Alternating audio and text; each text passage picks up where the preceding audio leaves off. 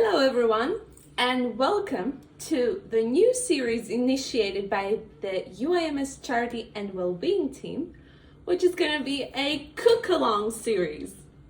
So how it's going to work is we're going to upload recipes with their ingredients, the prices, the process of how to make it, and then we will also upload a video of us making it.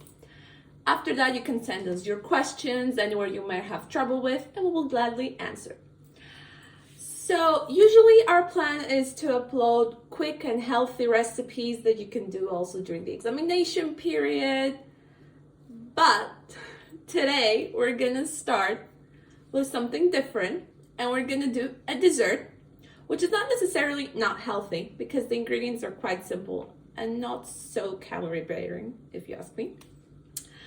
So today we're gonna make truffles. It's gonna be chocolate and amaretto truffles. The amaretto is optional, I'm saying it here. You can totally skip it and just leave them plain chocolate truffles. They'll be equally tasty. I've tried it both ways.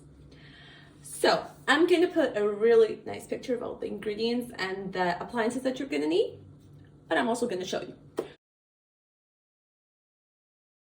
So first and foremost, you're not gonna use any type of biscuits. You're gonna use digestive biscuits. They're the best ones to get the flavor going.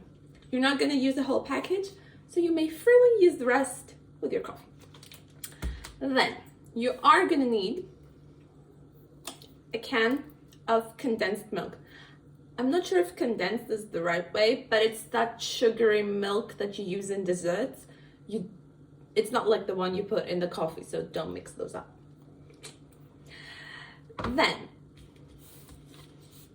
chocolate, of course.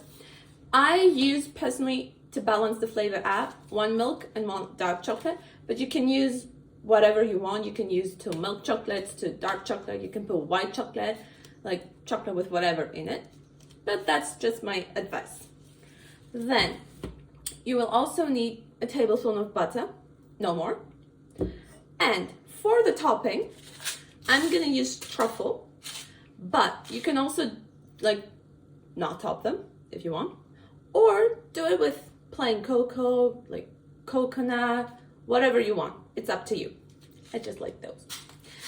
And to make your life easier, you're gonna need some clear membrane. It's gonna help you with the storage so that you can then easily shape the truffles.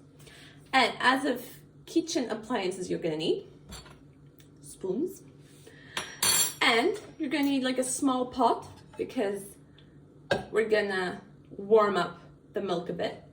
And in order to crush the biscuits, you're gonna need a blender.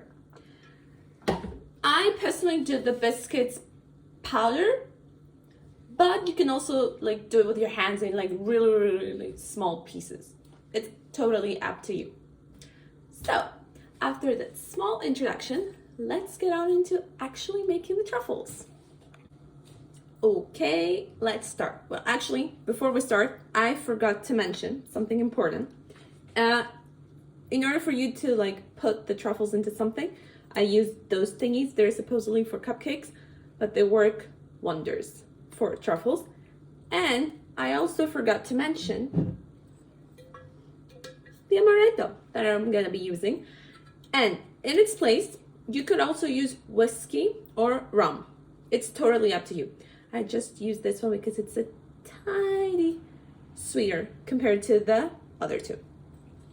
So now, first things first, we are gonna crush the biscuits. You need approximately 150 grams of biscuits. But okay, if it's a bit more or a bit less, it's still okay. If you decide to go for this brand of digestive, I think you can find it in Albert. The 150 grams that you need equals 11 biscuits, just to make your life a bit easier if you don't have a scale. So now, let's get on with the crushing. So, now that we crushed the biscuits, we're gonna set them aside for a bit, and we're gonna get on with the main part of the truffles.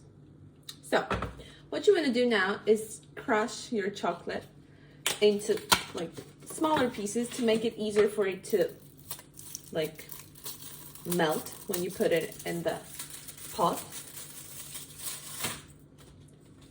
Like random breaks, you don't need anything specific.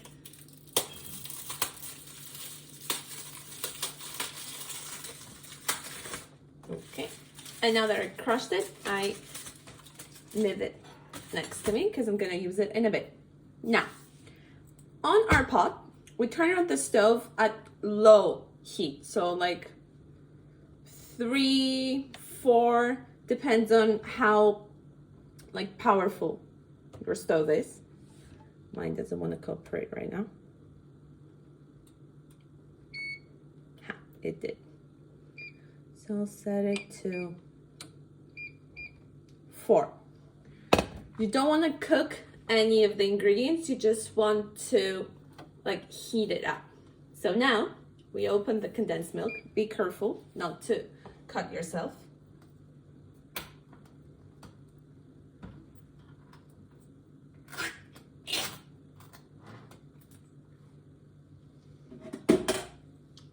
And you're gonna empty the entire can into the pot. You may need the help of a spoon here.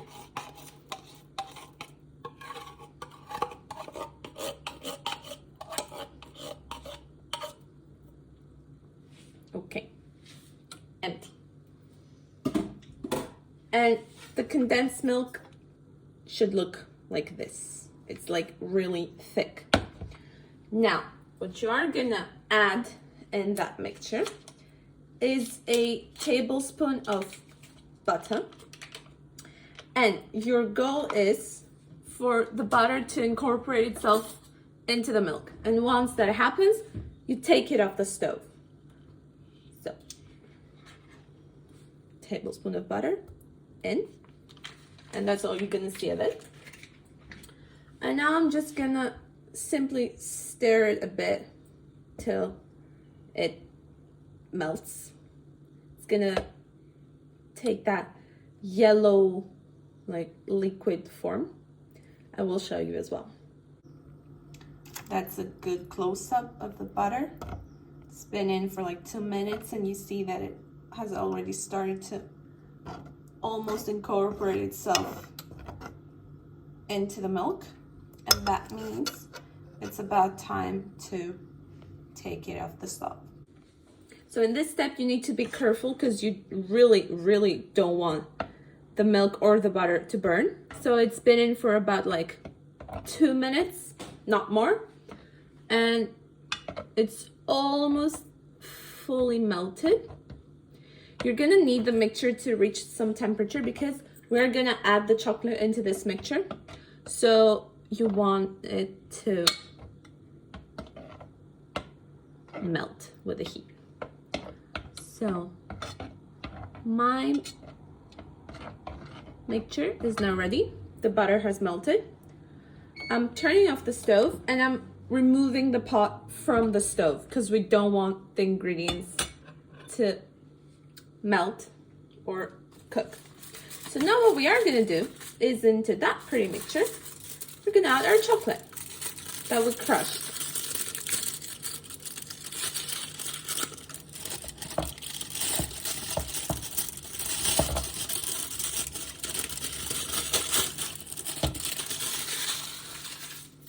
First one in.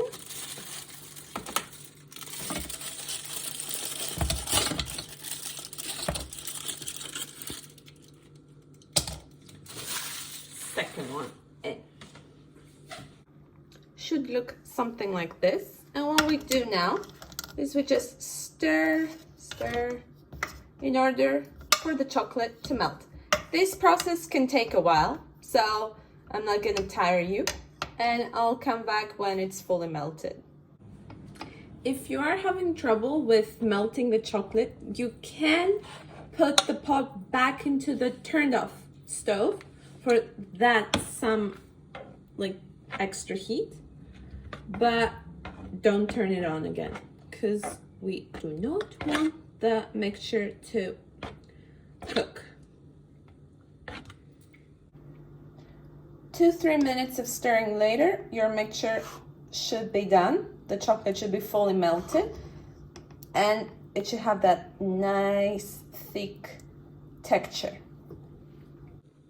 So now that our chocolate is also done, what we are gonna do is add our tablespoon of amaretto.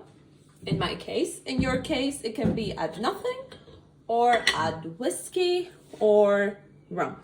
So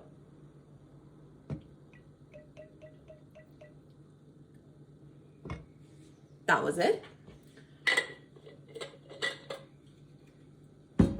And now we stir again to incorporate it into our mixture. It's gonna become a bit more fluid, but it's okay. You like that. It's also gonna get some shine. And the smell, it's amazing. Look at this. You can't see it perfectly, but it's amazing. So now that we incorporated the amaretto in the mixture as well, we are gonna take the biscuits that were crushed, and now that our mixture is hot, we're gonna add only half of the biscuits. So we add those. We keep the rest. And we incorporate. The reason we do that is that now that our mixture is hot, some of the biscuits, may melt, let's say. So in order to add the rest half, we're gonna wait for our mixture to reach room temperature. So let's stir, stir, stir.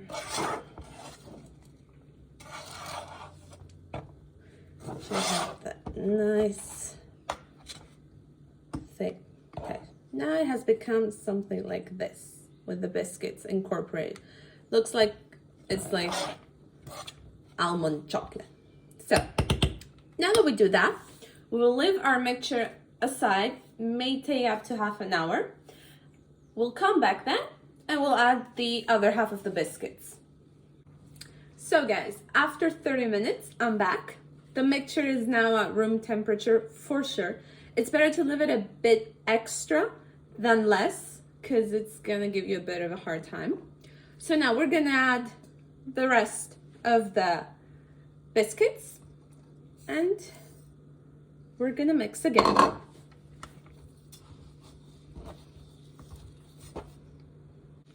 So guys, after adding the second half of the biscuits, now your mixture should unstick from the walls of your pot. And what we are gonna do is take the whole mixture and add it into a piece of membrane that we've spread on our counter so that we can wrap it nicely. I'll show you how. And then it's gonna be easier for us to cut and make our truffles. So let it all out. I'm gonna try a bit. Masterpiece. And now what you want to do is try and roll it into like a cylinder. I'm gonna try and give you the final result. It took me some time, but I managed to do it. So it should be like this on the membrane. And now you're gonna put it in your refrigerator. Ideally, it should stay overnight, but it cannot, like 4 hours can also do. You just need it to be like hard when you take it out of the freezer so that it won't give you a hard time when you're trying to actually shape the truffles. So I'm gonna put it on my refrigerator and get back to you when it's done. So we're back. 4 hours have passed and my mixture is quite solid, so I can now shape the truffles. So what you're gonna need is a knife so that you can cut your mixture into pieces, and you're gonna put your truffle on a plate to dip it. Oh, and of course, don't forget to open up your truffle cases. And let's start rolling. I would also recommend you wear a pair of gloves because the mixture can be sticky. So, cut a piece and then you shape it like a sphere in your hands. In the beginning, it's going to be a bit tougher. Then, as the mixture becomes more of room temperature, it's going to be easier. So now, we've made our little bowl. We dip it into truffle.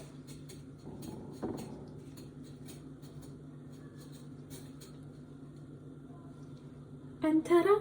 We have our first truffle. I'll get back to you with how many I end up making. The truffles are done. Are you ready? Ta-ding! They turned 51 in total, but it really depends on the size that you give. And well, that's a wrap for today's recipe. I hope you enjoyed it, and we can't wait to see you into our next creation. Bye-bye.